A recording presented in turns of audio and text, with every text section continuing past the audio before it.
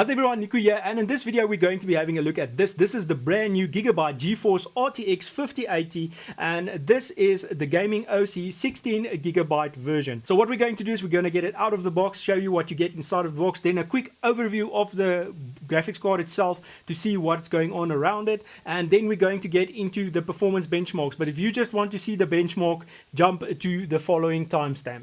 Alright everyone, so let's have a quick look at everything that you get inside of the box. So firstly, you get this little envelope. Inside of there is just a few installation guides and your warranty and so on. So if you do register your warranty, you do have a 4-year warranty on this graphics card itself. We do get the graphics card, but we get to that in a minute. And then we have this little adapter right here. So this is your 16-pin 12 VHP WR pin. So it goes from the 8 pins to that specific power pin for this graphics card itself. Then we get a little bit of mounting hardware for the GPU anti-sag bracket. Now, the cool thing about this GPU anti-sag bracket is that it actually fastens to the graphics card itself, making it way more solid. So yeah, that's everything that you get inside of the box. Let's quickly go over this card and I speak about a couple of features. Alright, so looking at the card like this, we do have 3 fans, and under those fans we actually have RGB rings, so you can customize that. And if we flip it like that, you'll see there we do have our power connector. And another cool thing is you can customize this a bit. It slides around and all of that, and this is actually RGB as well. Flipping it over like that, we can see that we do have a switch over there, and that switch switches between performance and silent mode. If you're not seeing it, it's this little switch right here. And then we've got a beefy backplate as well, and a cutout for your ventilation right over there. So this card has a beefy heatsink with that cutout. It's definitely going to run cool. And if we check at the back, we just have basically that thing that says game on, and then where you fasten your anti-sag bracket. And if we turn it like this, you'll see it is in fact a triple slot card with 3 display ports and 1 HDMI. So the display ports are DisplayPort 2.1B and the HDMI is 2.1B as well. So this is a 16GB graphics card, GDDR7, and yeah, that's basically everything. If we go around the card, let's get to the performance benchmarks. Alright everyone, so let's quickly have a look at the gaming benchmark. So I've got it right here next to me. So as you can see, we put it on RTX Ultra, DLSS off, and frame gen was also off for this first couple of test runs. So as you can see, in 4K we got 19, in 1440p we got 37, and then 1080p we got only 56 frames. Now remember, this is completely ultra. Gamers Nexus couldn't even run Cyberpunk to test it. So yeah, that is telling obviously of what's going on there. So if we go to the next clip, we see we actually turned on the DLSS and we turned on frame gen, and we got 214 frames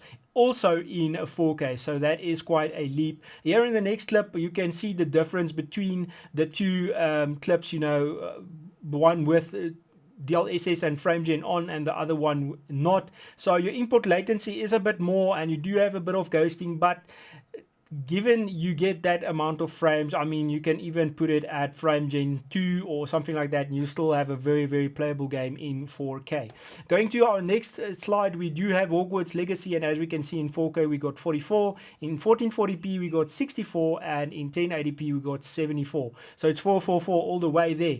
Next clip, we can see when we turned on that DLSS and frame gen, we got 209 frames. Next came up was Marvel Rivals, and we got 96 in 4K, 123 in 1440p, and in 1080p we got 172.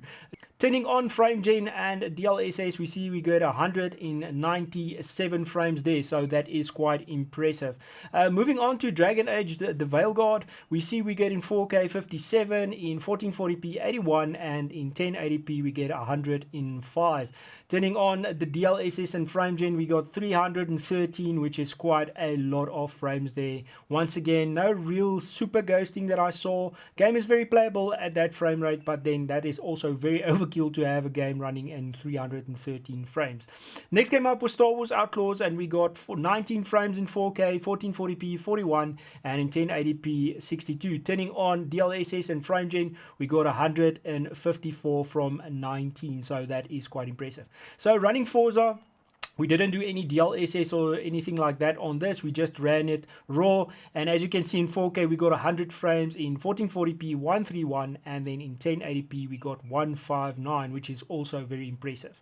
Okay, going to Assassin's Creed Mirage, we've got 97 on 4K, 147 on 1440p, and in 1080p, we got 179. Also, no DLSS or anything like that was turned on. And yeah, that's basically it for the benchmarks. Alright everyone, so that's it for this video. In my opinion, if you've got a 4000 series GPU, do not upgrade to the 5000 series GPUs unless you want to have a bit better productivity work, because this is a beast in productivity.